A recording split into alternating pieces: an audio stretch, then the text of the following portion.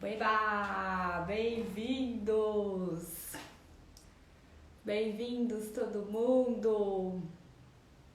Vou esperar a turminha chegar um pouco mais. Ei, que alegria, gente! Boa noite para todo mundo que está chegando. Um beijo a todo mundo que está falando oi. Beijo, beijo. Uma linda noite para vocês. Eu me chamo Gabi Pastro, eu sou bióloga, herbalista. Eu vou falar aqui nessa live o que é herbalismo, o que é herbologia, todos esses nomes que tem a ver com ervas, né? Ervas que a gente ama ter no nosso dia a dia. Mas antes de eu começar a falar muito mais, eu quero saber se vocês estão me ouvindo direito. Então, quem estiver aí do outro lado já assistindo, comenta se vocês estão me ouvindo bem também, porque eu quero que vocês me ouçam com tranquilidade. E claro, vocês vão poder trazer suas perguntas, suas questões, suas dúvidas, que eu vou responder por aqui, ok?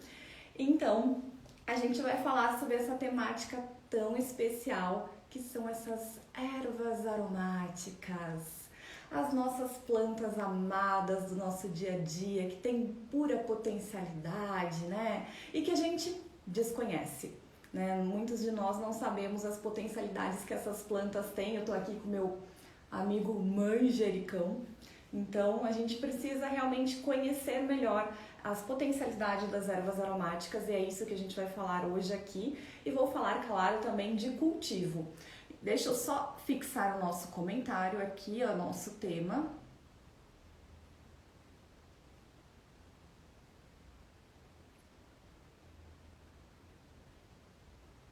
Pronto. E agora deixa eu fixar para todo mundo ver que o nosso tema são essas plantas especiais. Boa! Bom, como eu falei antes, eu me chamo Gabi Pastro, eu sou uma apaixonada pelas ervas aromáticas, pelas especiarias, tudo que tem a ver com essas plantas tão especiais, eu estou no meio. A minha formação é biologia, mas hoje em dia eu trabalho muito mais com as ervas, então com um foco maior da biologia com as ervas aromáticas. Não menosprezando as hortaliças, não menosprezando as plantas que são ornamentais, mas o meu trabalho se baseia muito nessas plantas. Eu sou idealizadora do Hortas e Saberes e da Escola de Ervas, essas duas empresas, essas duas escolas, né, que são tidas aí para espalhar todo esse conhecimento relacionado às ervas. Eu quero começar falando, então, primeiro, o que são as ervas aromáticas? Se a gente for pensar dentro de um viés, né, um viés botânico, eu trazendo um pouco da biologia para vocês. O viés botânico a gente tem que ervas aromáticas, ó, tem um orégano aqui do meu lado, lindíssimo, daqui a pouco a gente vai ver ele melhor. Se a gente for olhar pela parte botânica, pela área botânica, ervas são plantas que têm o porte herbáceo. Porte herbáceo é aquela planta que ela não tem crescimento de caule, ela é quase considerada acaule, né? Não tem um caule lenhoso, um caule com crescimento secundário. O caule dela é diferente, é um caule que muitas vezes é mole. Algumas plantas herbáceas são rasteiras, né? A gente tem um grande exemplo, o nosso orégano é rasteiro, a melissa e várias plantas ornamentais. Tem uma aqui também que a gente vai falar dela, a nossa amada capuchinha. Então, a gente tem várias plantas que são herbáceas rasteiras, mas temos também plantas que são herbáceas e não são rasteiras. Por exemplo, o gengibre, a galanga, né? A galanga, essa planta ainda é um pouco conhecida dentro do universo geral, né, das plantas. Ela é muito conhecida na culinária. Galanga ou galangal, colônia de Java dentro da aromaterapia, é muito utilizada para aumentar o metabolismo, né, para fazer massagem modeladora. Então a gente tem que essas plantas, elas são consideradas herbáceas, mas nem todas as herbáceas são aromáticas. A nossa alface é uma herbácea, né? A alface é uma erva, mas não é uma erva que a gente comumente usa, por exemplo, para aromatizar um prato, né? Ou então para fazer um chá, uma infusão, né? Apesar de infusão de A alface é excelente para dormir. Se você está com insônia, né? Se você está passando por um momento que todos nós passamos, né? Ao longo da nossa vida e ao longo desse momento que a gente está vivendo, se você está passando por esse momento de ter insônia, a infusão de alface ajuda bastante. Mas ela não é o foco da nossa aula, porque a nossa aula é de ervas aromáticas que tenham aroma e sabor. Então, são plantas que produzem os nossos amados óleos essenciais. Então, dentro do viés, fugindo do viés da botânica, nós temos o viés geral, né? O viés popular, digamos assim, que é o viés do herbalismo, da herbologia, que daqui a pouco eu falo um pouco melhor para vocês. Mas a gente tem que essas plantas produzem princípios ativos, principalmente o nosso amado óleo essencial. O óleo essencial está aqui, ó, para trazer aromas para a gente também, mas principalmente para a planta, é um processo de defesa, né? Então, já falando da importância das ervas aromáticas no nosso jardim. Apesar da gente não precisar defender muito, né? Elas são uma das mais queridas dentro da jardinagem de horta, né? As ervas aromáticas pelos seus usos. Apesar de a gente não precisar disso, mas é importante a gente falar as funções delas dentro de um jardim, né? Essas plantas, por terem aroma, por terem óleos essenciais, elas são capazes de evitar a herbivoria, ou seja, a partir do momento que elas liberam, né, os seus óleos essenciais no ambiente, elas acabam evitando, elas acabam dando um sinal, por exemplo, para a planta vizinha, de que está tendo um ataque de algum bicho, de algum inseto, e com isso afasta mais ainda alguns tipos de, a gente costuma chamar, eu não gosto, mas né, alguns tipos de praga. Nenhum bicho devia ser chamado de praga, né? Nenhum inseto. A gente tem que realmente gostar e valorizar todos os animais. E é super importante a gente ter, né? Então, falando de agricultura orgânica, as ervas aromáticas, elas devem ser cultivadas dentro da agricultura orgânica, tá? Porque o que acontece? Então, essas plantas que são aromáticas, elas produzem princípios ativos. Os princípios ativos, o principal, como eu falei, é o óleo essencial. Ele é produzido quando a planta está se sentindo ameaçada a sua sobrevivência.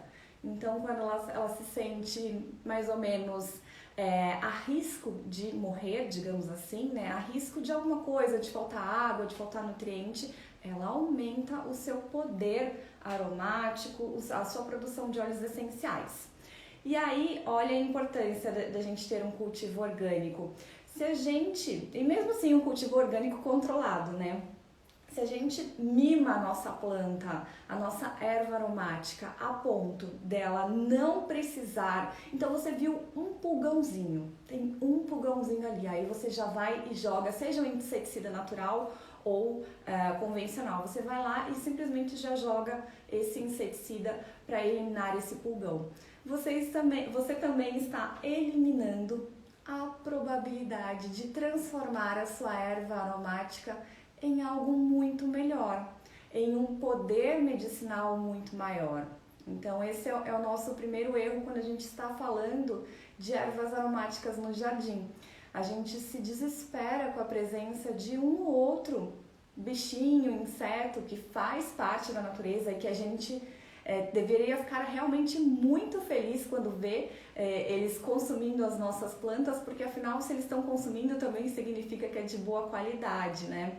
Porque, por exemplo, um lugar que tem muito pesticida, um lugar que tem muito inseticida, um lugar que, por exemplo, a gente exagera no adubo também. Olha só a questão de exagerar no adubo, né? O que acontece?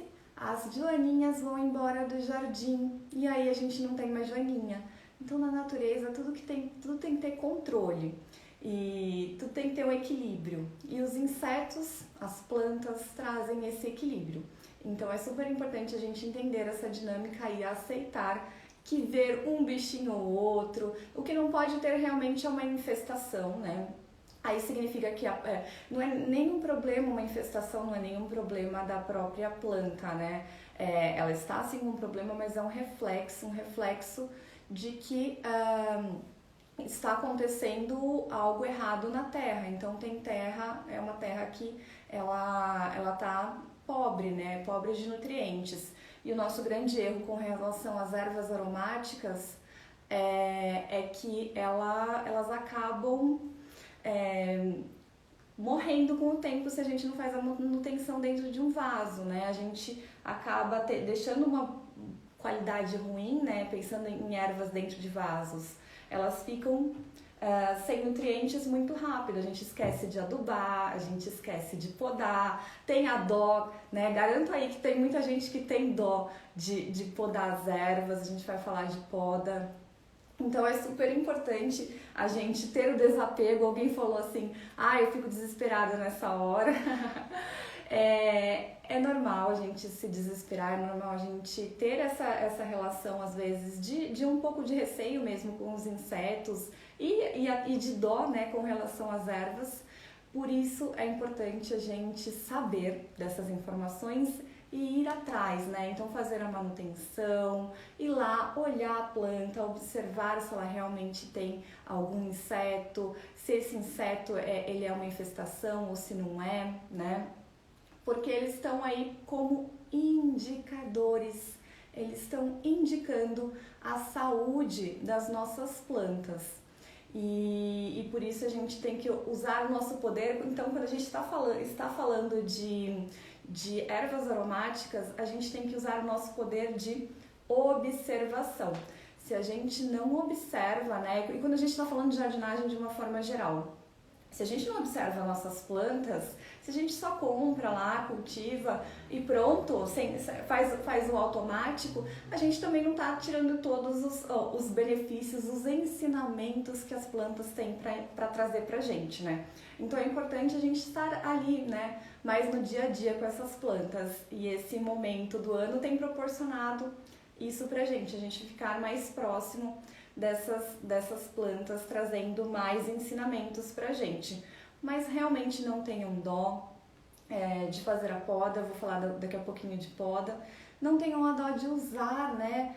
Porque a gente esquece que essas plantas, manjericão, orégano, manjerona, lavanda, alecrim. Alguém falou que tem dó de podar o alecrim, não tenha dó. Não pode podar muito também, né, numa quantidade muito grande, senão ele pode demorar até às vezes um ano para voltar ao tamanho que estava. Mas a gente precisa podar essas plantas, porque a poda para a planta é também um processo de ataque, ela se sente um pouco atacada. E daí o que ela faz? Ela aumenta o seu poder de defesa, aumenta seu poder aromático. Então a poda ajuda você a ter mais tempo aquela erva aromática perto de você e mais medicinal. E todas essas plantas que eu citei, né, o manjericão, o orégano, manjerona, lavanda, melissa, todas elas são plantas que têm poder terapêutico, cada um com o seu, né, que a gente pode utilizar no nosso dia a dia, né? Então olha só que incrível as potencialidades de uma erva. A gente pode, por exemplo, tem o meu orégano aqui, né? Esse é o orégano grego. Existem vários tipos de orégano, né? O orégano geralmente é do gênero, né? Tô tirando uma partezinha seca. É do gênero Origanum, né? Não todos, porque existe o orégano mexicano, que é parente de uma planta que eu tenho aqui, que é da alípia. Ele é uma alípia, mas a maioria deles são Origanum. Origanum vulgare, no caso desse daqui. Podemos fazer infusão com essa planta linda. Deixa eu aumentar um pouquinho que os comentários ficam um pouquinho na frente, ó. Podemos fazer infusão, ou seja, o típico chá, né? Com ela. Podemos fazer escaldapés, banhos, usar na culinária, que a gente super conhece o uso culinário do orégano, né? A gente acaba conhecendo ele mais pelo viés culinário do que pelo viés medicinal. Então, essa é a grande sacada das ervas. elas não estão dentro de uma caixinha que a gente só pode utilizar como tempero. Não, a melissa não, melissa é só infusão, é só na forma de infusão.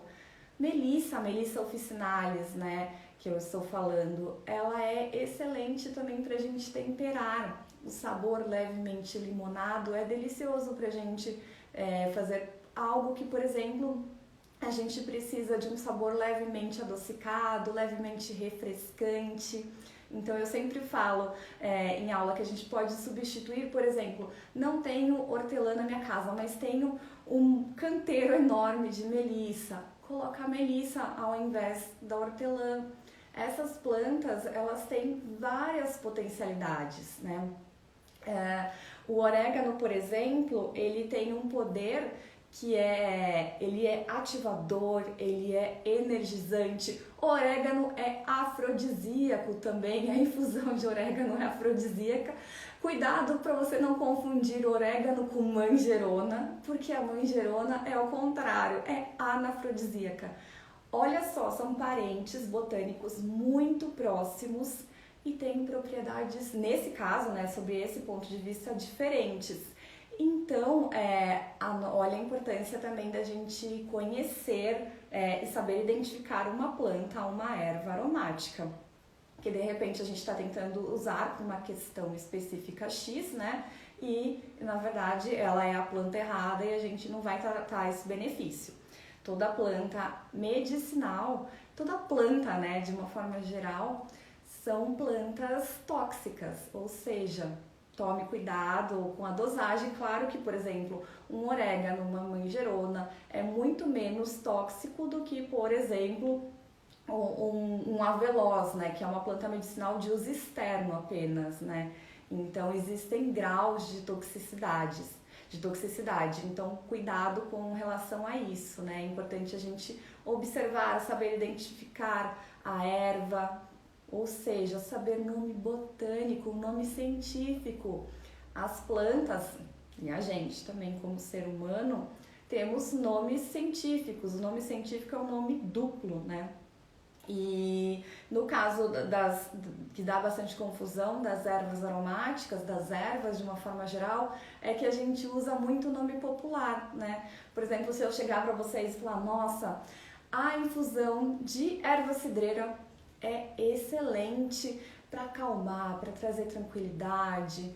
E aí você vai pensar aí do outro lado, mas afinal, que erva cidreira que ela está falando? Ou você vai pensar, nossa, a minha erva cidreira, ela é aquela planta que é uma árvore, que cresce, um arbusto, que a gente chama cidreira de árvore. Ou você vai pensar que a erva cidreira é a melissa, né? Então a gente tem que tomar cuidado com os nomes populares, porque diversas vezes o mesmo nome popular é usado para várias plantas diferentes. No caso, erva cidreira, a gente tem pelo menos 4 plantas chamadas de ervas cidreiras aqui no Brasil. Temos a Melissa officinalis, que é a melissa de jardim, a melissa rasteira, né, a melissa verdadeira. Temos a Lípia alba, que é essa planta que eu tenho aqui, que é a parente do orégano mexicano. Quem já foi para o México, é dessa planta que sai o orégano deles, ó.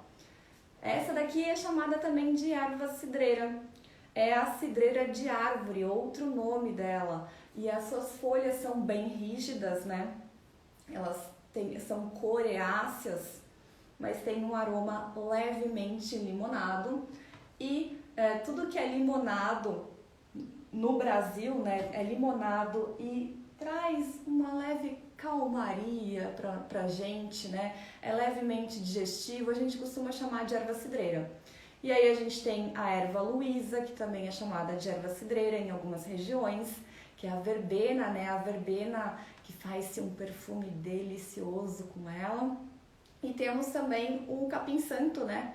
Capim-santo, eu acho que é o recorde de nomes populares diferentes que a gente pode ter conhecido na face da terra, né? Capim-santo, capim-limão, erva cidreira, erva príncipe, segura-barranco, chá de estrada. Então a gente tem uma diversidade bem grande de nomes.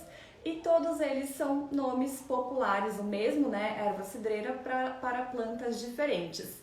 Alguém está me perguntando se elas todas são calmantes. As 4 são calmantes, sim.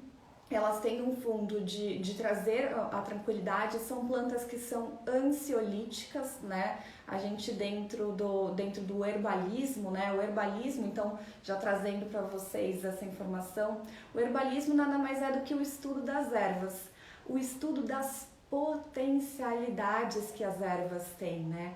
É um campo um pouco mais amplo do que a própria fitoterapia. A gente pode considerar que a fitoterapia já esteve em algum momento dentro do herbalismo. O herbalismo é um estudo ancestral, né, que a gente foi perdendo ao longo do tempo. E o que acontece?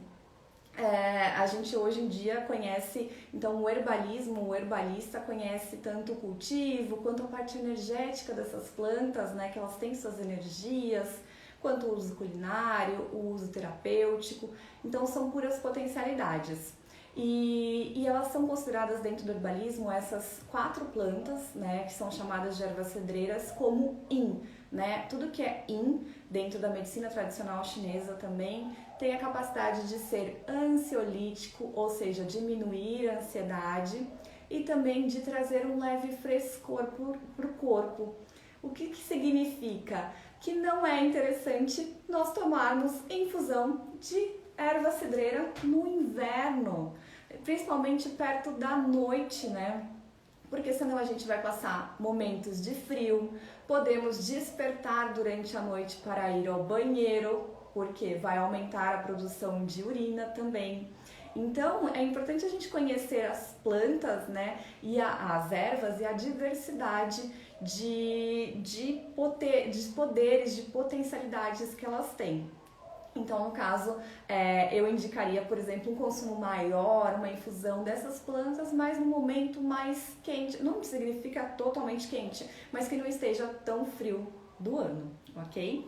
Alguém me perguntou, boldo chileno é uma erva? Sim, o boldo chileno, existe a confusão do boldo, né?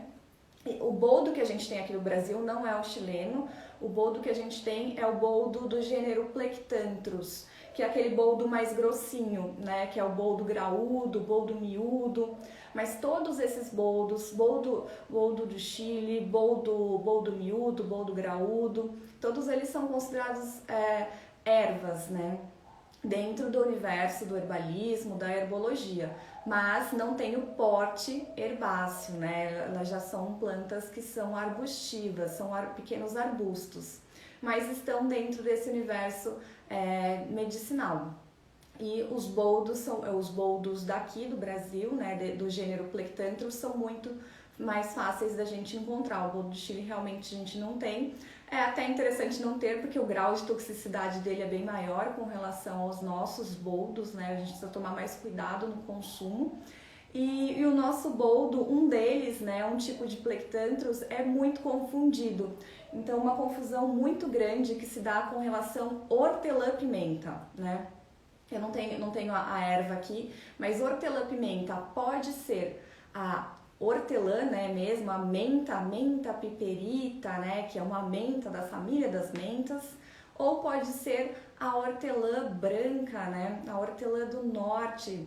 Ela é um Plectanthus, então tem 2 plantas chamadas de hortelã-pimenta dentro desse universo das ervas, e isso pode causar muita confusão. Também a hortelã-pimenta, as 2 hortelãs-pimentas são levemente refrescantes. O uso culinário acaba sendo diferente, a gente pode consumir na culinária os 2, né? Mas a hortelã-pimenta do gênero menta, ela tem a folhinha mais molinha. Ou seja, consumir crua, consumir levemente picadinha, ela funciona bem. Mas no caso da hortelã do gênero Plectanthus, você precisa picar bem ela, né? É muito comum fazer frango, né? Frango com hortelã-pimenta, esse boldo, né? Fazer ele marinado, né? E traz esse sabor, esse aroma levemente mentolado também. Então, o uso culinário acaba sendo um pouco diferente entre os 2. E a hortelã, a hortelã normal, a hortelã convencional e o próprio boldo também tem essa capacidade de melhorar a nossa digestão. Trabalham melhor a digestão. Hortelã, alguém tá me falando, excelente para dor de cabeça também. O que também tem que ver assim a questão da dor de cabeça, porque, por exemplo, existem várias plantas incríveis para dor de cabeça. A hortelã, ela é excelente para dor de cabeça quando ela tem uma relação, a dor de cabeça em si tem relação com cansaço mental, né? Ela trabalha, então, trazendo esse desafogamento da mente. Ela é aquela planta que ela ajuda a gente a liberar, né? Aquele excesso de pensamentos que a gente tem, a hortelã desafoga, né? Então, acaba aliviando a dor de cabeça. Uma dor de cabeça relacionada ao cansaço físico, né? A você passou o dia inteiro trabalhando e tá fisicamente trabalhando em pé, fisicamente esgotado, aí um alecrim talvez seja mais interessante. Mas tem também lavanda, a lavanda que traz a calma, né? E o manjericão, excelente para dor de cabeça relacionada à sinusite, né? Deixa eu mexer aqui para ligar. Opa. Deixa ele assim. O manjericão que é excelente relacionado para sinusite. Então a gente que passa esse momento do ano com um pouco mais de muco, né?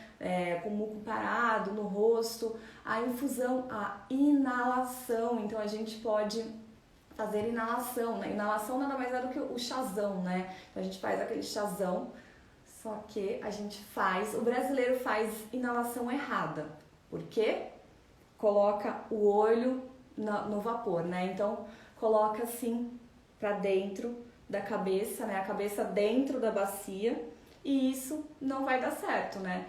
Porque os seus olhos não podem ficar na temperatura. Eles precisam ficar para fora. Então, como que a gente faz uma inalação de uma forma correta? Só fica com o nariz. Então você pega a sua toalha, prepare o seu chá, né? A sua infusão de manjericão para sinusite. Coloca numa bacia, não precisa ser uma bacia enorme, porque afinal você não vai colocar seu rosto próximo da bacia. Você vai colocar apenas o seu nariz, né? Então pega a toalha, coloca o nariz aqui coberto e você fica ali inalando o aroma do seu manjericão. Com isso, os óleos essenciais vão entrando na sua narina. E ele é mucolítico, né? Mucolítico é aquilo que tem a capacidade de quebrar, né? Então quebra o muco em tamanhos um pouco menores. E com isso a gente consegue liberar todo esse catarro, esse muco que fica aprisionado, que é isso que dá dor de cabeça pra gente. Então essa dor de cabeça relacionada à sinusite, ela pode passar apenas fazendo infusão, a inalação da infusão de manjericão. Então essas plantas têm potencialidades variadas. Podemos também fazer uma planta excelente para sistema respiratório, é o próprio orégano.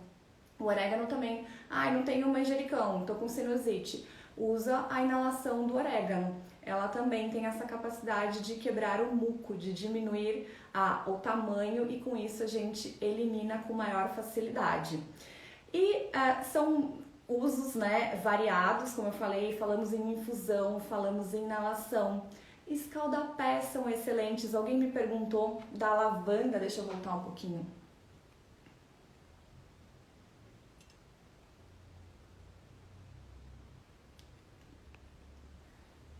Eu perdi a pergunta da lavanda, mas alguém tinha me perguntado... aqui, ó. Como fazer chá de lavanda, infusão de lavanda. A lavanda, o que a gente utiliza mais bom, primeiro, a lavanda que eu tô falando é a lavândula angustifolia, né? É a lavanda francesa.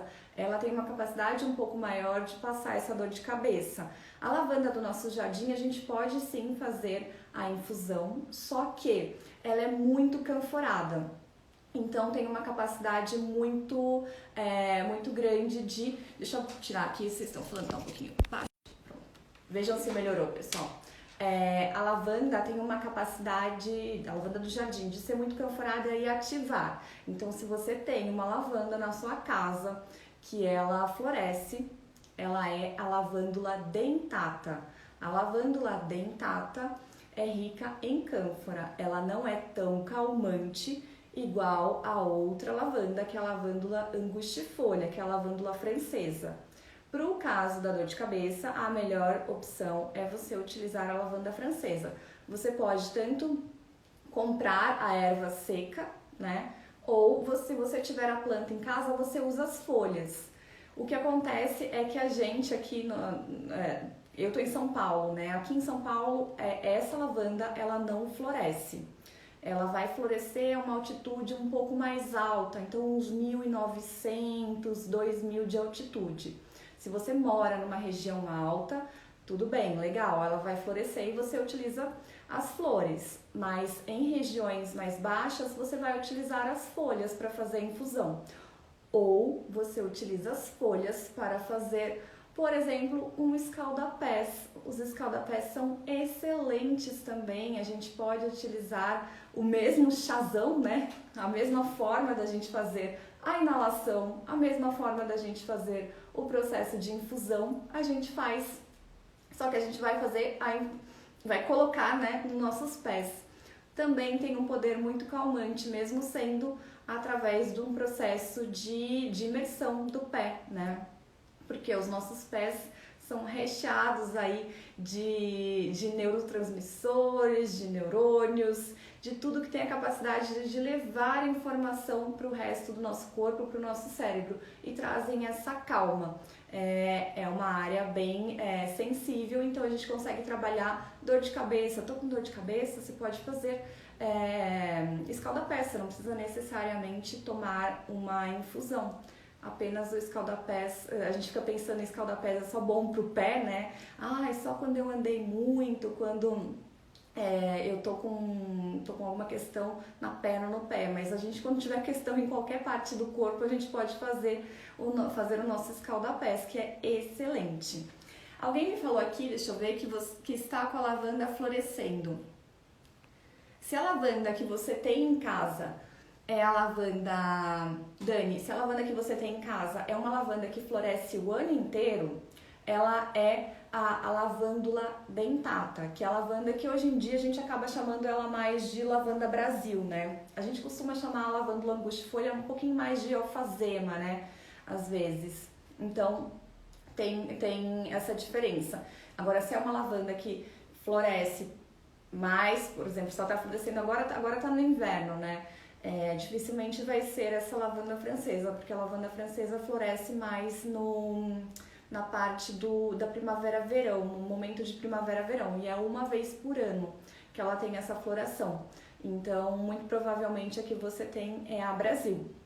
Mas também a gente pode utilizar. E as lavandas são ótimas também para a gente utilizar na culinária, né? Podemos, por exemplo, fazer um bolo com lavanda, pegando as florzinhas, né? Colocando aí uma colherzinha de sopa das flores em um bolo de uma massa convencional, né? Uma massa sem sabor, fica realmente deliciosa.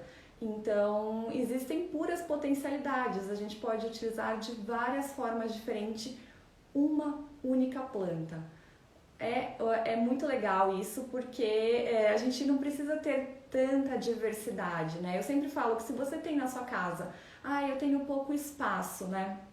Pouco espaço, tudo bem. Sempre indico plantas para você ter em casa. Então, manjericão, hortelã, alecrim, se quiser pode ter uma lavanda, né?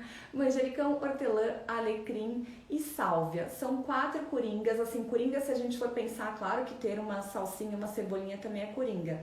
Mas falando de usos, por exemplo, para escaldapés, de usos para inalação, de uma forma mais geral, né? São excelentes. Não que salsinha e cebolinha não sejam medicinais, porque são. A cebolinha, a gente deve consumir ela mais nesse momento do ano. Ela é rica em vitamina C, ela é expectorante, ela ajuda a gente, ela fortalece a gente nesse momento mais de inverno. Então é um momento para a gente aumentar o nosso consumo dela. E a salsinha trabalha muito na limpeza do sangue, né? Ela é depurativa, ela limpa o nosso sangue, ela repõe também a quantidade de ferro, né? Então quem está perdendo muito ferro ou tem pouco ferro no sangue deve consumir salsinha assim no seu dia a dia em boas quantidades, porque ela repõe o ferro para o nosso sangue. Qual o melhor jeito de colher a sálvia? Boa, vou falar de colheita então para vocês. É muito importante, como eu falei no começo, a gente podar, a gente colher nossas plantas, né? Utilizar. Só que a gente precisa pensar que ela ainda vai restar, né? A maior parte dela vai estar aqui. Então, por isso é importante a gente fazer a colheita de uma forma correta. Eu não estou com a minha sálvia aqui, mas a gente pode... O que eu vou ensinar dessa daqui, do orégano, vai valer para sálvia. Eu vou mostrar de duas formas. Eu vou mostrar no orégano e vou mostrar no manjericão. Então, o que é importante? Para a gente fazer a colheita das ervas, a maioria, 99% das ervas, a gente deve colher com tesoura, né? Então você precisa de uma tesourinha, de preferência uma tesoura reta, porque a tesoura curvada, ela é para galhos um pouco mais grossos, né? Aqui a gente tem uma flexibilidade, né? Aqui ela não traz tanta precisão, e a gente precisa mais de precisão do que de força.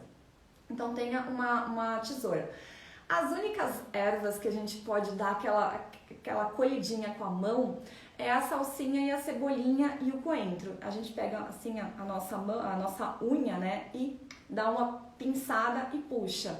Tudo bem porque são plantas moles e que saem com facilidade. O grande problema da gente ficar colhendo com as mãos é que a gente fica tentando puxar, né, e a gente vai abalando essa planta, abalando a raiz dela, abalando ela por completo. Então tenha realmente uma tesoura na sua casa, que isso vai ajudar muito melhor você a colher suas ervas de forma correta, que a planta fique, né? Então vou mostrar primeiro no manjericão, que eu acho que vocês vão conseguir ver melhor. Então eu tenho um manjericão comum, convencional, delicioso como um tempero para doce, né? Que a gente às vezes esquece que dá para fazer doce com ele, e também convencionalmente a gente usa para salgado. Então, o manjericão, a sálvia, eles têm nós e entre nós, ó. Vou chegar mais pertinho. Aqui, ó, a gente consegue ver um nozinho, outro nozinho bem juntinho, e aqui o entrenó. O entrenó é onde não tem nada, certo? Onde não tem crescimento nenhum nesse momento, né? Então, o que a gente sempre faz? Sempre que a gente for colher a nossa sálvia, o nosso manjericão, a gente colhe acima, vai fazer a colheita, o corte acima de um entrenó. Então, eu venho com a minha tesoura e corto acima, bem rentezinho, ó. Vocês não conseguem nem ver, porque não sobrou nenhum tequinho aqui, ó. Só que vou colher errado para vocês. Então, deixa eu pegar aqui, ó. Eu vou colher abaixo de um entrenó. O que aconteceu? Sobrou um galinho. Esse galinho não acontece nada, ele não se desenvolve em nenhuma folha, em nada. Ele vai parar aí. Você vai ter um galho que ele vai estar morto, e ele pode muito provavelmente dar fungos, principalmente nessa época que a gente está vivendo, né, do inverno aqui, né, e daí você tem esse problema. Então, a melhor opção é você cortar sempre rente. Então, eu vou cortar direitinho agora. Corta rente, pronto. E aí, o que vai acontecer, que iria acontecer da outra forma, cresce um galho pro lado de cá, cresce um galho pro lado de cá. Ou seja, podar a minha planta faz com que ela fique muito mais cheia, né? Ela vai enchendo, vai ficando mais aromática, repleta de aroma, e ela vai durando muito mais. Manjericão é uma planta que ela supostamente, né, ela é anual, ancestralmente ela é anual. Ou seja, ela acaba florescendo e morrendo. Não é o caso da sálvia, tá? A sálvia floresce várias vezes. Eu tenho uma sálvia, apesar de morar aqui em São Paulo, tenho uma sálvia que já floresceu umas 2 vezes. Mas demora, tá? Quem tem sálvia que me perguntou, a minha demorou 4 anos para florescer, ela demora um pouco. Mas diferentemente do manjericão, ele acaba florescendo mais vezes, mas às vezes ele floresce tão intensamente, se a gente deixar, que ele acaba morrendo. A próxima etapa, às vezes, é ele morrer. Então precisa tomar esse cuidado. Deixa um pouco, né, para as abelhas sem ferrão comerem, né, irem lá visitarem as flores, e um pouco você tira, porque se você deixar, principalmente no vaso, uma floração muito intensa, esse pé ele pode minguar depois, né? Ele pode realmente morrer. Então é importante que você tenha isso em mente. E para as nossas plantas rasteiras a mesma coisa. A gente sempre vai lá, escolhe uma área que tenha o entrenó, né? Que você deseja comprar e você cortar, e você corta acima.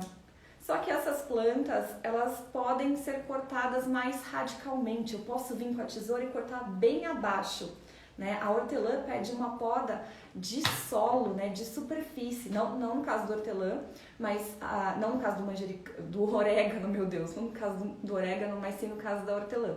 Vai lá com a tesoura e corta bem rente ao solo. Você vai ver que a próxima etapa, depois de 10, 15 dias, essa hortelã vai ficar incrivelmente linda.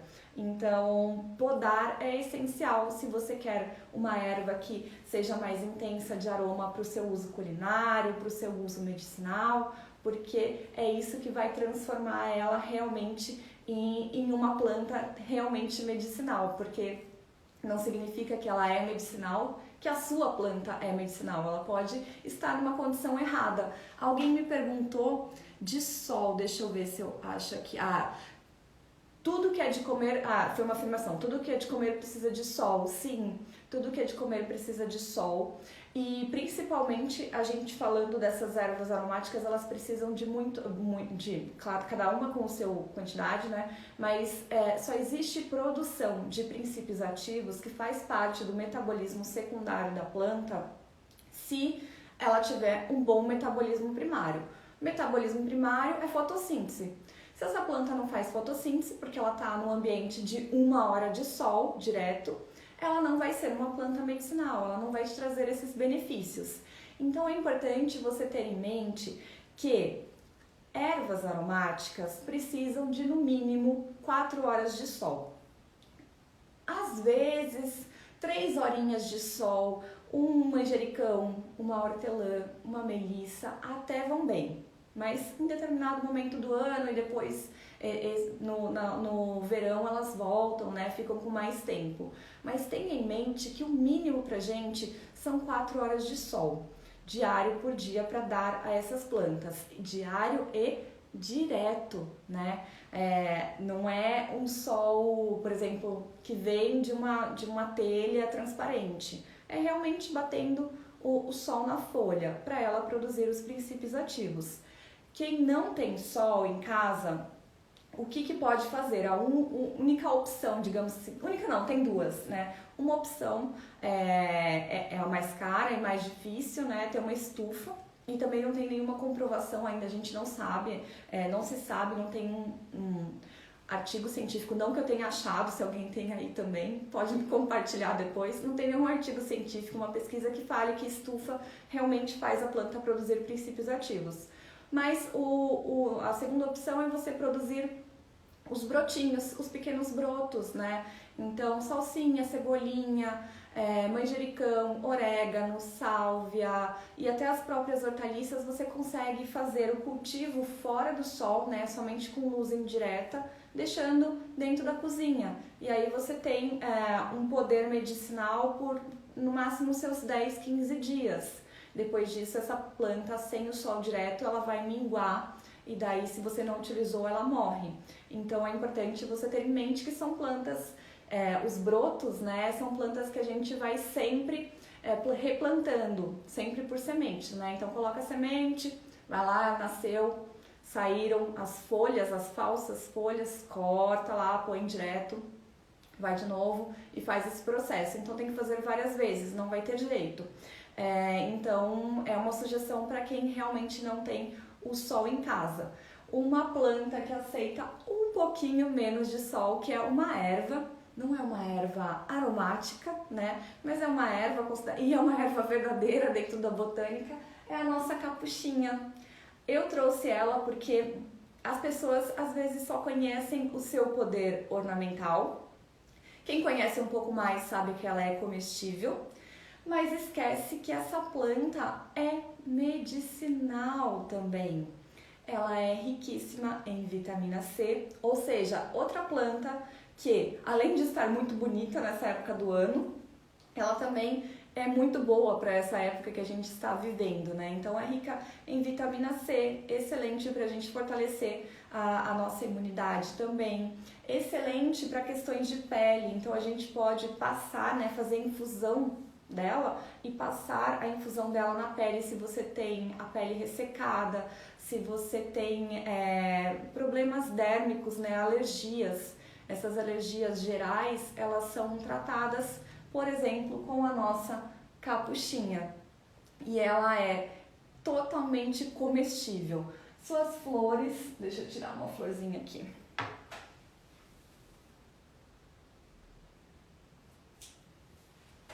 Suas florzinhas são comestíveis. Eu plantei a rosa, né? No fim nasceu laranja. Assim é a natureza.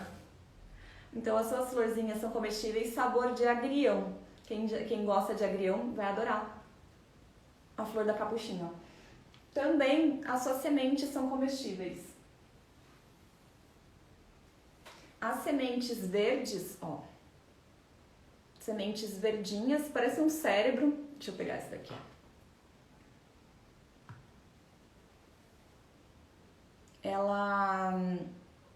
Ela pode ser feita, a gente chama de alcaparra de pobre. Nada mais é do que uma conserva, né? Pode fazer tanto a alcaparra de pobre, a conserva, com a semente da capuchinha ou com o botão floral, né? Originalmente, a alcaparra é um botão floral, né? É uma flor que ainda não abriu.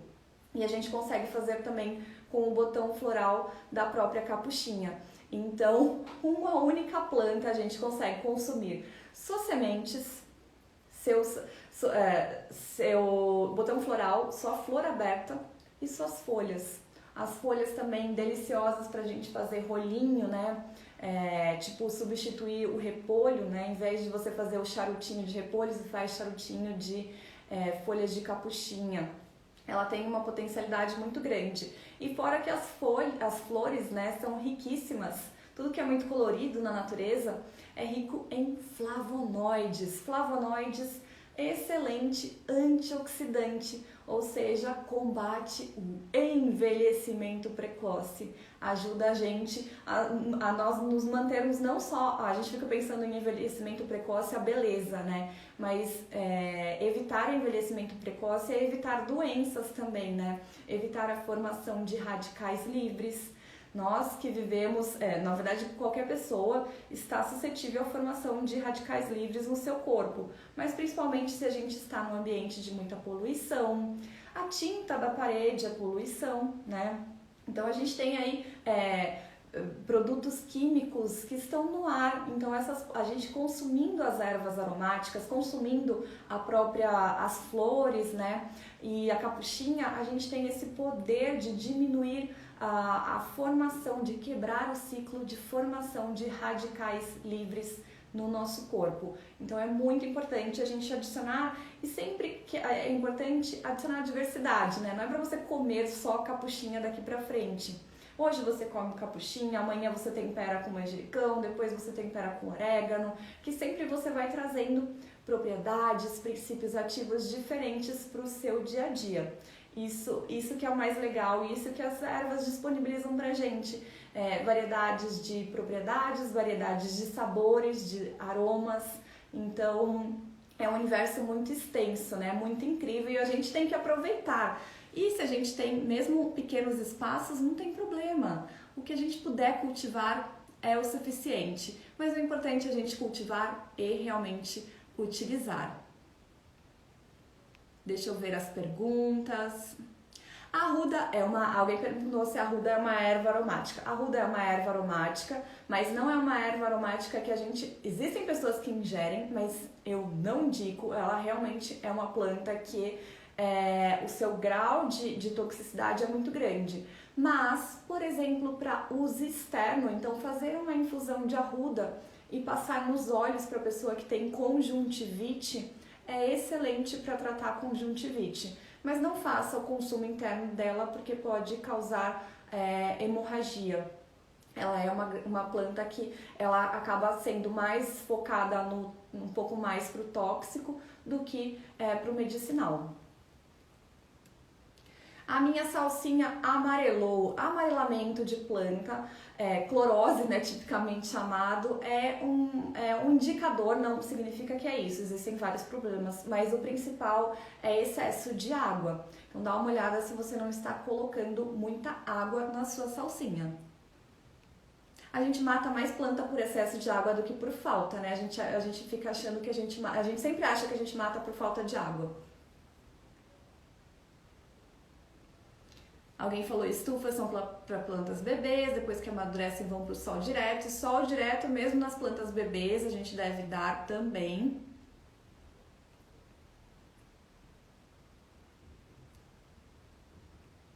Pode purificar o ambiente com a sálvia. A sálvia é uma planta super energética, né? A gente pode fazer incenso com ela, defumação. A gente pode fazer, por exemplo, um chá e passar o chá, né? Então, coar a sálvia e passar no chão. É excelente também, energeticamente falando e do ponto de vista da limpeza também. O que eu comentei de passar na pele foi a capuchinha. A infusão de capuchinha pode ser passada na pele para as pessoas que têm a pele ou muito seca ou então realmente tem questões de alergia na pele. É excelente para tratar.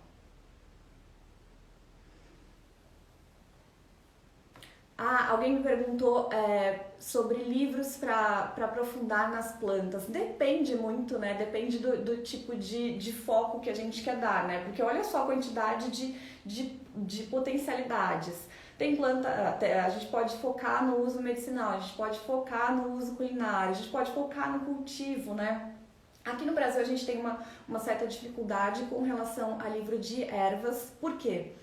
Porque o que a gente tem, o que é pouco aqui no Brasil, acaba sendo literatura traduzida. E daí não funciona para nossa realidade, né?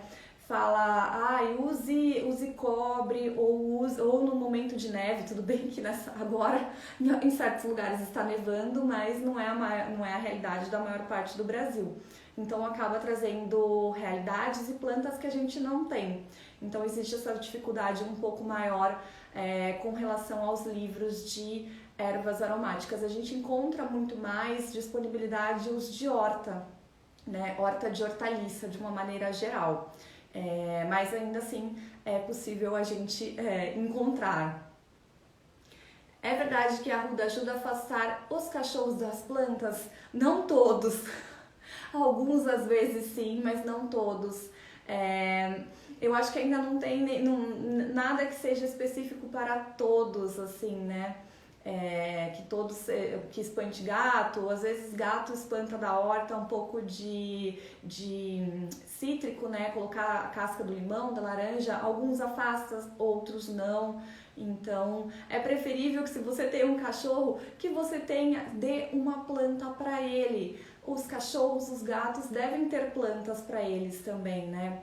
O gato adora o catnip, né? Catnip é a erva de gato, nome científico Nepeta catária, né? A gente deve dar essa erva pro gato, a planta, né? A gente às vezes acha que só vem no colchãozinho, né? Na almofadinha, que não existe a planta. Mas é uma planta que você pode ter na sua casa, pode ter a grama de gato. Grama de gato é o trigo, nada mais é do que você germinar o trigo e também você tem para ele comer. Cachorro gosta bastante do capim-limão, né? O capim-santo. O que acontece, tanto cachorro quanto gato também, né?